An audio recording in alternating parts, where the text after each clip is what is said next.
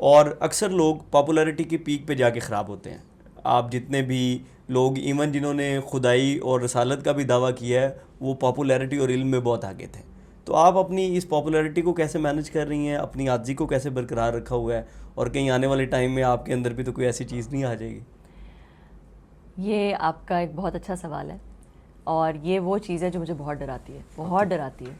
کیونکہ دیکھیں ایک حدیث جس سے مجھے بہت ڈر لگتا ہے، اور اکثر جب میں وہ بولتی ہوں تو میں تھوڑا سا اپنے ایموشنز کو میرا ڈگمگا سے جاتے ہیں. کہ ایک حدیث ہے کہ جو سب سے، میں کرکس اس کا بتاتی ہوں آپ کو، کہ جو سب سے دوزخ میں جو سب سے نیچے ہوں گے یا بہت نیچے ہوں گے، وہ عالم ہوگا جو کہ اس وجہ سے عالم بن گیا کیونکہ لوگ کہیں کہ وہ بہت علم والا انسان ہے. وہ شہید ہوگا جو کہ جنگ میں اس وجہ سے گیا کہ لوگ اس کو کہیں کہ وہ اللہ کی راہ میں اس نے جان دے دی، اور اللہ کے لیے اس نے اللہ کے لیے نہیں دی، لوگوں کے لیے دی. اور وہ سخی ہوگا یا وہ جو چیریٹی کرنے والا ہوگا جو کہ اس وجہ سے چیریٹی کرے گا کہ لوگ کہیں کہ وہ سخی ہے. تو یہ سارے لوگ جو ہے یہ جہنم میں جائیں گے. تو یہ ایک حدیث ہے، یہ مجھے بہت بہت ڈراتی ہے. کیونکہ انسان ہوتا ہے نا، جب آپ پاپولر ہو رہے ہوتے ہیں، لوگ آپ کے بارے میں بہت کچھ کامنٹ کر رہے ہوتے ہیں، آپ جہاں جاتے ہیں آپ کو ایک عزت مل رہی ہوتی ہے، تو انسان کے دل میں کبھی وہ خوشی بھی آتی ہے، آپ خوش ہوتے ہیں، آپ کو اچھا لگتا ہے، اور پھر آپ ایک دم سے یہ ایک سٹرگل ہوتا ہے کہ آپ بار بار جو ہے وہ اپنے آپ کو چیک کرتے ہیں، بار بار یہ سوچتے ہیں کہ یہ جو سب کچھ مل رہا ہے یہ اللہ کی وجہ سے، اللہ نے آپ کو ایک مقام دیا، اور اللہ کسی وقت بھی اس کو لے سکتا ہے.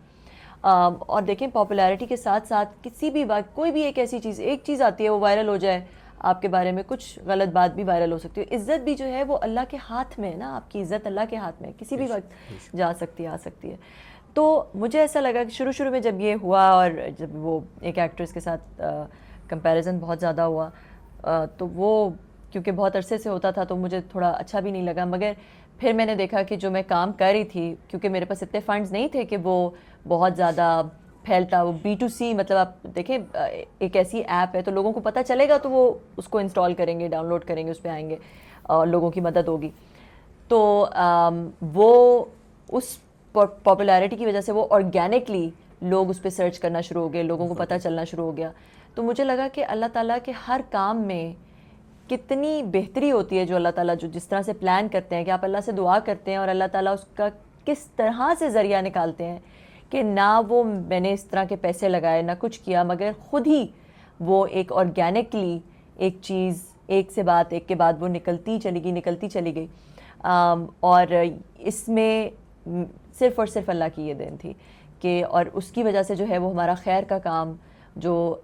NGOs تھیں وہ اتنی ساری انہوں نے جوائن کر لیا، اتنے سارے ڈونرز آگے، اوورسیز ڈونرز بہت سارے آگے جو ہماری ایپ کے اندر آگے. تو مجھے ایسا لگتا ہے کہ یہ مجھے ہر وقت انسان جو ہے نا وہ غلطی کا پتلا ہوتا ہے، کبھی بھی ایک جیسا نہیں رہتا. یہ میں ہر وقت اللہ سے دعا کرتی ہوں کہ اللہ تعالیٰ let my feet remain on the ground, میرا پاؤں جو ہے وہ زمین پہ رہے. اور اگر میں کبھی اگر ڈگمگاتی ہوں، جو کہ ڈگمگاتی ہوں گی، انسان ہوں، تو مجھے اللہ واپس لے آئے، بار بار واپس لے آئے، اور اس سے باہر نہ جانے دے، مطلب ایک گمراہ نہ کر دے. وہ راہ کو کھو جانا، وہ گمراہ والی بات ہوتی ہے نا، کہ وہ آپ کی رائے گم ہو جائے، تو وہ نہ ہو میرے ساتھ. یہ کانسٹنٹ دعا رہتی ہے، اور بس اسی طرح ایک سٹرگل ہے. میرا خیال ہے یہ دعا ہی بہت امپورٹنٹ ہے، کیونکہ نبی پاک صلی اللہ علیہ وسلم